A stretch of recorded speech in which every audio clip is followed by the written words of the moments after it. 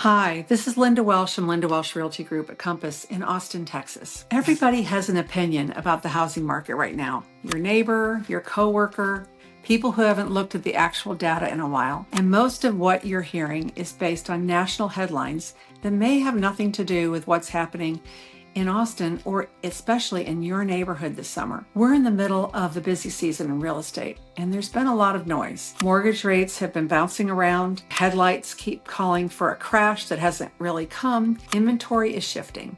In the middle of all of it, people are trying to figure out whether this summer is the right time to buy, sell, or stay put. I want to cut through all that noise and show you where things actually stand. I'm going to give you a little bit of a perspective from a national standpoint, but then more from a Texas and Austin standpoint as well. Number one, home prices are pretty stable. They're not spiking and they're not dropping a lot. However, we are seeing price reductions in most cases, most listings. As of the most recent data, the national median home price is sitting at $417,800. Here in Austin, our average is just under $600,000. It's about $595,633, $633, which is up less than 1% from this time last year. That's not the double-digit appreciation we saw during the pandemic, and it's not a huge correction either. We've already had the correction. We have corrected up to almost 20% on average in the Austin area, and now we're pretty steady. Prices do tend to peak in the summer months, and so do sales, and that pattern is holding, but we're not seeing the kind of runaway appreciation or even runaway sales that priced people out a few years ago. For both buyers and sellers, that kind of stability is actually a healthy thing. It may not always feel that way, but we are finding some normalcy in it. Mortgage rates had improved since last summer. Unfortunately, this past week, they did rise a little bit again, so they are approaching the high sixes at the moment, but that can actually change on a day-to-day basis. Mortgage rates were in the mid 6% range, and they've actually come down compared to last summer. The 30-year fixed rate is averaging around 6.5%, which is down from nearly 7% a year ago.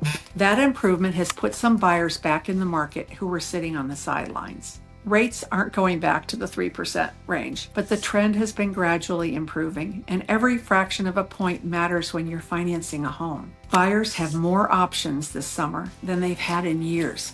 Inventory is growing, and that's one of the biggest stories of this summer. Nationally, we're sitting at about 4.4 months of supply, up from a year ago, but still below what most economists consider a balanced market, which is 5 to 6 months of inventory. Inventory has been climbing steadily, which means buyers this summer have more options than they've had in years. They are being pickier about what they want, and even though the interest rates have not come down significantly, because the prices have come down, this gives people more opportunities. Sellers who priced correctly are still seeing strong demand, and well-positioned homes are still moving. The economy is noisy, but real estate is steady. The stock market has hit all-time highs. Consumer confidence is low. Energy prices are climbing because of global conflicts. And through all of it, real estate has been one of the steadiest assets you can hold. Homes are still selling. Prices are holding, and the people making moves this summer are doing it with better information than we've had in years. So the national picture is clear. The market is stable.